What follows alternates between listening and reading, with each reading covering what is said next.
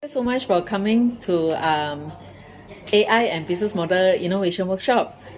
So I would like to know what you learned from the workshop and how are you going to apply AI into your business? I think first of all, I think AI is a very broad topic, and today is eye-opening. I've realized, and I actually learned a lot about AI, and I learned that AI is able to do more than just what I thought initially. And when we talk about application-wise, I think today's session, I think I realized a lot of things that we can do.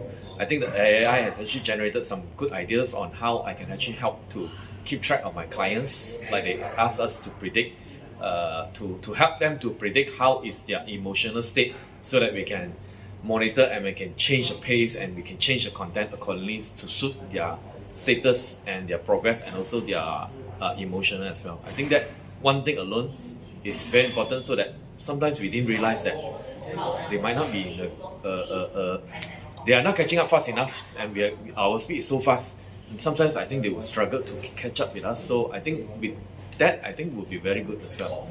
And there's a lot of other things I actually learned, and I think this is one of the key things. Okay, thank you so much, Chia. Yeah, I love the food.